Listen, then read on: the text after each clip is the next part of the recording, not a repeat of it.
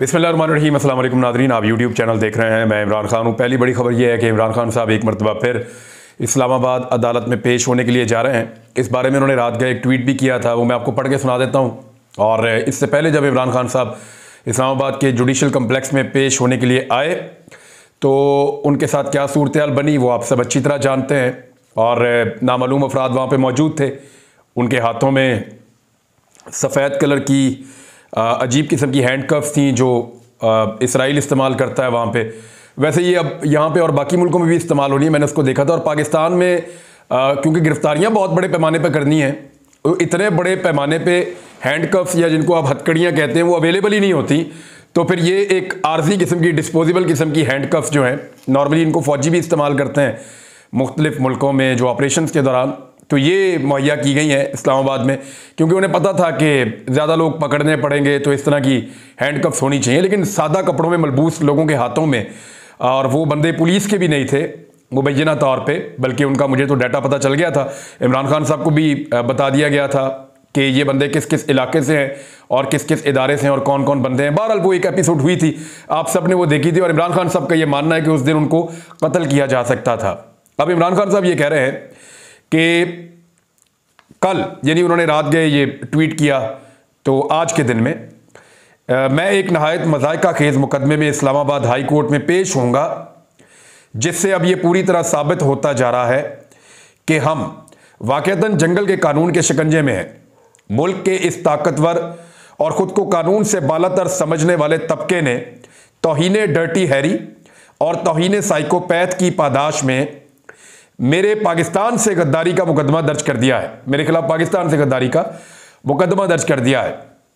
या यूं समझिए कि महज हवाले के तौर पर किसी शख्स के बारे में डर्टी हैरी और साइकोपैथ जैसी ताबीरात के इस्तेमाल पर तौहीने डर्टी हैरी और तौहीने साइकोपैथ की पादाश में मुझ पर पाकिस्तान से गद्दारी का इल्ज़ाम आयद किया जा रहा है। ये इमरान खान साहब का ट्वीट है। इमरान खान साहब अभी जब आप ये वीडियो सुन रहे होंगे या इमरान खान साहब पहुंच चुके होंगे या पहुंच रहे होंगे, क्योंकि सुबह 7 बजे उनको लाहौर से निकलना था और मेरी इत्तला के मुताबिक उनके साथ उनके कारकुन और उनके लीडर्स बहुत बड़ी तादाद में इस्लामाबाद के लिए जा रहे हैं। देखते हैं कि इमरान खान साहब कैसे पहुंचते हैं इस्लामाबाद और फिर वहाँ पे किस किस्म की एक्टिविटी होती है। इससे पहले जब इमरान खान साहब एक दफ़ा इस्लामाबाद के लिए निकले थे तो पीछे से उनके घर के ऊपर अटैक हो गया था, दरवाज़ा तोड़ दिया गया था, दीवारें गिरा दी गई थी और घर के लोगों को उठाकर ले गए थे। बहुत टॉर्चर किया गया था सबको, और उस वक्त सिर्फ खातून अव्वल और कुछ मुलाजमीन घर के अंदर मौजूद थे। देखते हैं अब क्या होता है। लेकिन मुज़ाकरात जो है वो सबसे बड़ी खबर एक और चल रही है। इसके बारे में शाह महमूद कुरैशी साहब ने भी बाहर निकल के बात की है, इसहाक डार साहब वगैरह ने भी बाहर निकल के बात की है। तो असल खबर क्या है वो भी मैं आपको बताता हूँ। और मीडिया को ये खबर PMLN के सोर्सेज ने भी जारी की है और उन्होंने भी अपनी तरफ से असल खबर दी है। लेकिन मेरी कुछ लोगों से बात हुई और मुझे आइडिया हो गया कि एक्चुअली अंदर क्या हो रहा है और मुज़ाकरात की जो असल अंदरूनी कहानी है दोनों तरफ से जो सामने आई है वो मैं आपको बता देता हूँ कि मुज़ाकरात के अंदर एक्चुअली हुआ क्या है। लेकिन पहले आप ज़रा सुन लीजिए कि हुकूमत और पाकिस्तान तहरीक इंसाफ के दरमियान जो मुज़ाकरात हैं वो आज के दिन के लिए, कल के दिन के लिए ख़त्म हो गए थे। आज दोबारा शुरू हो जाएंगे और 3 बजे दोबारा बैठेंगे। जो इमरान खान साहब की टीम है उसमें 3 लोग थे, शाह महमूद कुरैशी, फवाद चौधरी और सेनेटर अली ज़फ़र, ये 3 लोग। और हुकूमती टीम में जो सबसे सीनियर है यूसुफ रज़ा गिलानी, साबिक़ वज़ीर-ए-आज़म रहे हैं पीपल्स पार्टी के, नवीद कमर, सैयद नवीद कमर भी पीपल्स पार्टी से हैं, इसहाक डार, ख्वाजा साद रफ़ीक ये PMLN से है, आज़म नज़ीर तारड़ PMLN से हैं, अय्याज सादिक PMLN से हैं और MQM की रुकन असम्बली कशवरा ज़हरा जो हैं ये इसके अंदर शामिल थे। तो ये 7 लोग हुकूमत की जानिब से हैं। अगर आप देखें कि कौन लोग बैठे मुज़ाकरात कर रहे हैं तो ये कोई गैर संजीदा चीज़ लगती नहीं है। ऐसे लगता है कि वाकई दोनों तरफ से संजीदगी है और शायद वो मुज़ाकरात से किसी नतीजे पर पहुंचना चाहते हैं। क्योंकि हुकूमत माने या ना माने, पब्लिक के अंदर कोई भी परसेप्शन दे, वो एक्चुअली आइन और कानून के हाथों बुरी तरह फंस गए हैं। वो इतनी बुरी तरह फंस गए हैं कि अदालत में अपील भी नहीं कर सकते।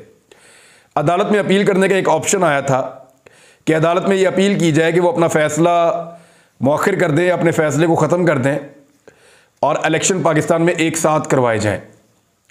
लेकिन उस फैसले के खिलाफ अपील करने की सूरत में हुकूमत को इस बात का खौफ पैदा हो गया कि 3-2 का फैसला फिर तस्लीम करना पड़ेगा।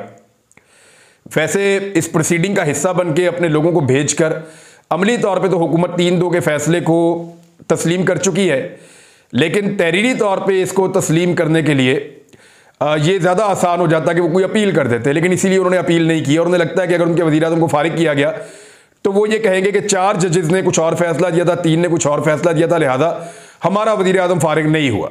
ये वाला इशू उन्होंने इसलिए अपने लिए बचा कर रखा हुआ है।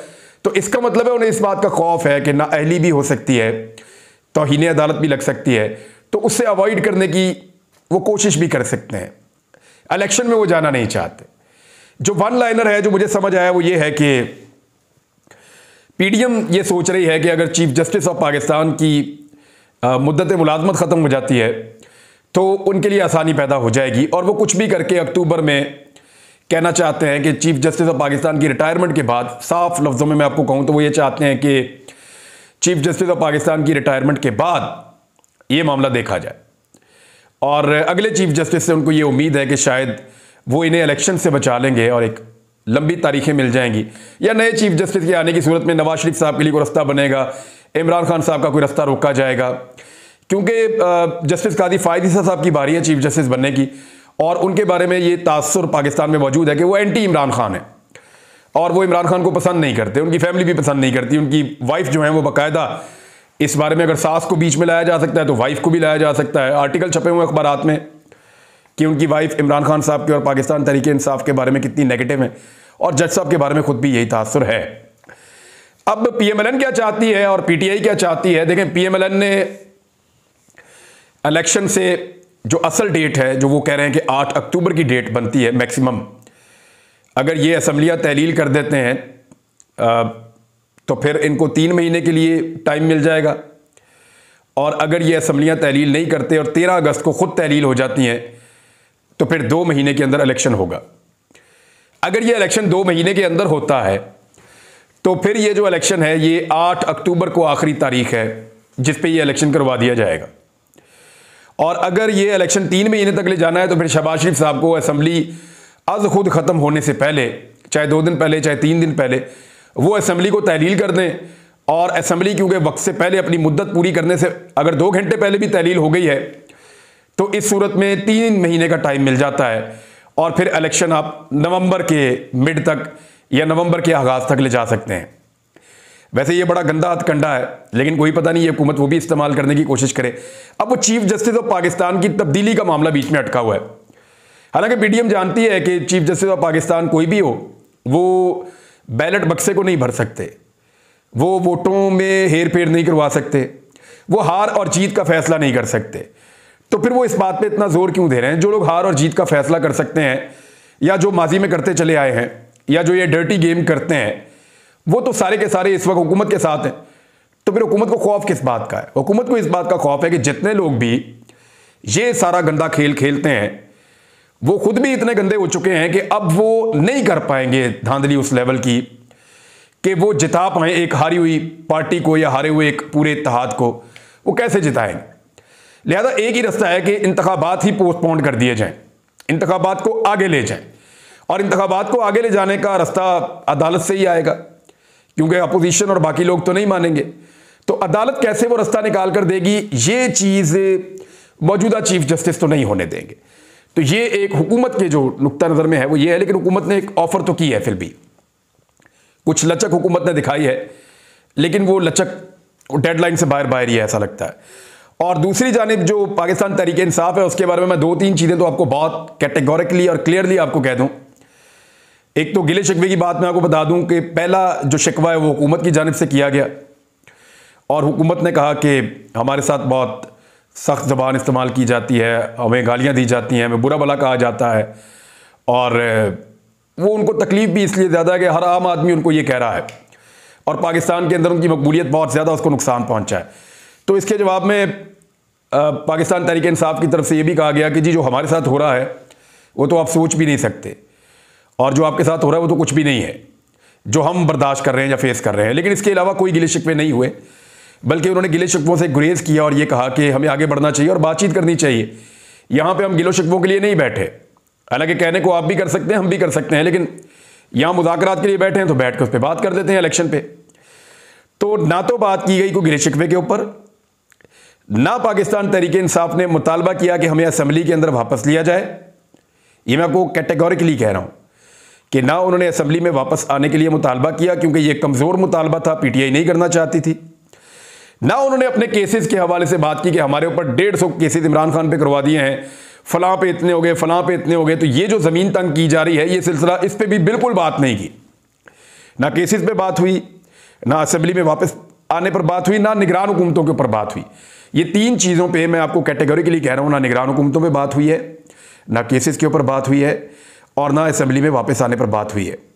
बात ये हुई है कि पाकिस्तान तहरीक इंसाफ ने कहा कि जी हमारे पास तो एक आईनी ऑप्शन मौजूद है। 14 मई को सुप्रीम कोर्ट ऑफ पाकिस्तान का हुक्म है और वो कह रहे हैं जी कि आप इलेक्शन करवा दें। आईने पाकिस्तान भी 90 रोज़ के अंदर इलेक्शन का कहता है, तो इससे भागने का हमारे पास आईनी तौर पर रास्ता कोई नहीं है। तो ये एक तारीख है, इसके ऊपर 2 सूबों के इलेक्शन होने हैं और हमारे पास यही ऑप्शन है कि हम इन इलेक्शंस को लड़ें। अगर आपको यह लगता है कि आपके पास कोई और प्रपोजल है या आप कोई प्रपोजल लेकर आ सकते हैं हमारे लिए, तो वो आप ले आइए। तो हुकूमत ने कुछ थोड़ी सी लचक दिखाई, लेकिन पाकिस्तान तहरीक इंसाफ ने कहा कि कोई भी चीज़ आईने पाकिस्तान से बाहर नहीं हो सकती। तो इसमें हुकूमत की तरफ से ये कहा जा रहा था कि आप आइन को रहने दें, हम कंसेंसस करके अदालत को बता के और वो चीज़ें कर लेते हैं। तो जिस पे पाकिस्तान तहरीक इंसाफ ने ये मौक़िफ़ रखा कि नहीं, ऐसे नहीं होगा। आईने पाकिस्तान के मुताबिक करेंगे, चाहे आइन में तरमीम करनी पड़े। आइन में तरमीम करने, लेकिन आइन को वायलेट ना करें। और इसमें तहरीक इंसाफ ने कहा इसमें आपका ही फायदा है, और आपका फायदा यह है कि अगर आप आइन शिकनी करेंगे और आइन में तरमीम के बगैर आइन को तोड़ेंगे, तो कल को आपको आर्टिकल 6 का सामना करना पड़ेगा, आपके ऊपर गद्दारी का मुकदमा बनेगा। तो उस मुकदमे से बचना है तो बेहतर यह है कि वन टाइम के लिए कर लें, लेकिन आइन के अंदर एक तरमीम जरूर करें। और उसके अंदर आप ये करें कि सूबाई असम्बलियां तहलील हो चुकी हैं, गो के इलेक्शन 90 दिन के अंदर होता है, लेकिन पूरे मुल्क में एक साथ इलेक्शन करवाने के लिए कंसेंसस हो चुका है और उस कंसेंसस के मुताबिक हम इलेक्शन में जा रहे हैं। लिहाजा ये आईनी तरमीम हम इसलिए कर रहे हैं वन टाइम के लिए, ताकि आइन को तोड़ा ना जाए। अब ये पाकिस्तान तहरीक इंसाफ का मौक़िफ़ था। हुकूमत ने इसके ऊपर टाइम मांगा है सोचने के लिए, और तहरीक इंसाफ ने हुकूमत को कहा है कि आप अपना एक प्रपोजल लेकर आएँ, आप ये बताएं कि आप कब इलेक्शन करवा सकते हैं। यानी तहरीक इंसाफ का कहना है कि आप मई के अंदर असम्बलियां तहलील करें, निगरान हुकूमतें आएँ। हम आपको बता देते हैं, आप मई में असम्बलियां तहलील करें, निगरान हुकूमतें आ जाएं और 60 दिन के बाद आप इलेक्शन करवा दें जुलाई के अंदर। अब एक पार्टी जो है वो जो समझ आ रही है वो अक्टूबर में रुकी हुई है, दूसरी जुलाई में रुकी हुई है, और सितंबर के अंदर जो है वो चीफ जस्टिस ऑफ पाकिस्तान तब्दील हो जाएंगे। तो जुलाई अगस्त में कहीं इलेक्शन हो जाते हैं तो ये मामला रिजॉल्व हो सकता है। बहरहाल ये चीज़ें अभी चल रही हैं। इसमें इसहाक डार साहब ने बाहर आके उम्मीद का इजहार किया कि शायद कामयाबी मिल जाए। हालांकि कामयाबी वो सिर्फ इसी को समझते हैं कि किसी तरह वो इस सारे मामले को डिले में डाल दें, 14 मई को इलेक्शन ना हो, वो अपने वज़ीर आज़म को भी नाअहली से बचा लें, किसी अदालती कार्रवाई या आर्टिकल 6 का भी उनको सामना ना करना पड़े, और किसी तरह से वो एक लंबा टाइम इलेक्शन के लिए ले लें, या इलेक्शन हमेशा डिले होते चले जाएं। तहरीक इंसाफ की कामयाबी ये है कि या तो 14 मई को इलेक्शन हो जाए, वो तो अब मुमकिन नहीं रहे क्योंकि हुकूमत पैसे ही नहीं दे रही, या ये कामयाब हो जाए मुज़ाकरात। दो चीज़ों में तहरीक इंसाफ की कामयाबी है, या तो मुज़ाकरात कामयाब हो जाए, कोई बीच का रास्ता निकल आए और पूरे पाकिस्तान में एक साथ इलेक्शन हो जाए और सारे के सारे इलेक्शन के अंदर चले जाएं और सबको मौका मिले इलेक्शन लड़ने का। और दूसरा जो तहरीक इंसाफ का कामयाबी हो सकती है वो ये है कि फिर अदालत एक्शन ले और आइन शिकनी की सजा दे मौजूदा हुकूमत को, और फिर अहकामात जारी करके 2 सूबों के ऊपर इंतखाबात करवा दे। फिर 2 सूबों के अंदर जब इंतखाबात हो जाएं तो बाकी 2 सूबों में और वफाक में जब मुद्दत पूरी हो जाए तो तब इंतखाबात हो जाएं। तो ये दूसरा ऑप्शन जो है ये भी पाकिस्तान तहरीक इंसाफ के पास है। हुकूमत के पास ऑप्शन बहुत महदूद हैं, या तो उनको अदालत की कार्रवाई का सामना करना पड़ेगा, एक नई जंग लड़नी पड़ेगी, या उन्हें मुज़ाकरात की सूरत में अपना वो मौक़िफ़ छोड़ना पड़ेगा जो वो सोच रहे हैं कि नए चीफ जस्टिस के आने के बाद वो इलेक्शन में जाएं, या फिर उन्हें एक ऐसी लड़ाई में जाना पड़ेगा जिससे किसी को कुछ नहीं मिलेगा, सबका नुकसान हो जाएगा। बहरहाल इस मरतबा मैं आपको फिर भी ये बता दूं कि मार्शल लॉ लगने के इम्कानात नहीं है। कोई इमरजेंसी, कोई मार्शल लॉ, कोई ऐसा एडवेंचर पाकिस्तान के अंदर नहीं हो सकता, क्योंकि पाकिस्तान के लोग उसको तस्लीम नहीं करेंगे। उधर PMLN के कुछ लोगों ने रोला डाला हुआ है, यानी नवाज शरीफ साहब ने कहा कि PTI के मुतालबात का कोई सर पैर नहीं है। मुतालबात सुनने पहले ही उन्होंने स्टेटमेंट दे दिया है, और वो ओन चौधरी से उन्होंने मुलाकात की है। ये इमरान खान साहब के साथ साथ होते थे पहले, फिर इन्होंने अपने खुद इलेक्शन लड़ा, अपने भाई को लड़वाया इलेक्शन। इस मरतबा फिर ये चाहते हैं कि इनको PMLN का टिकट मिले। अब ये लंदन पहुंच गए नवाज शरीफ साहब से मुलाकात के लिए, जहांगीर तरीन साहब का एक पैगाम लेकर। ऐसा लगता नहीं है कि इनको टिकट मिलेगा, क्योंकि इनका कहीं पे कोई भार है नहीं और ये इलेक्शन जीत नहीं पाएंगे, मुझे ऐसा लगता है। क्योंकि इनके खिलाफ इस वक्त पब्लिक के अंदर ये है कि ये रजीम चेंज ऑपरेशन के मोरों में से एक बड़ा मोरा है और पब्लिक रजीम चेंज ऑपरेशन के खिलाफ है। इसीलिए पब्लिक एस्टेब्लिशमेंट के भी बहुत हद तक खिलाफ है। और वो ये कहते हैं लोग कि एस्टेब्लिशमेंट की वजह से ये जो दिन है पाकिस्तान में उनको देखने पड़ रहे हैं। यानी बड़ी खामोशी के साथ जो 40 रुपये मीटर रेंट होता था गैस वाले मीटर का, उसको बढ़ा के 500 रुपये कर दिया गया है। अब आम आदमी ये पैसे कैसे भरेगा, इसके बारे में बात करने की कोशिश की है वहाँ पे असेंबली में, लेकिन इसकी बात सुनी नहीं गई। JUI की आलिया कामरान साहिबा हैं जिन्होंने ये बात करने की कोशिश की कि मीटर का किराया जो है वो 40 रुपये से बढ़ा के 500 रुपये कर दिया गया है, ये ज़्यादती है। लेकिन वहाँ किसी ने बात ही नहीं सुनी। वज़ीर-ए-आज़म का एतमाद का वोट और ख़त्म मामला। तो इस किस्म के बहुत सारे बोझ हैं जो आम पाकिस्तानी पे रोज़ाना डाले जा रहे हैं।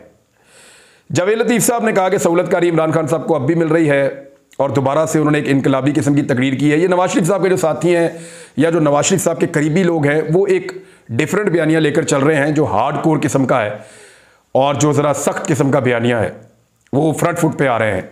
शहबाज शरीफ साहब वगैरह जो हैं ये गुड कॉप बैड कॉप का इनका हमेशा रहता है।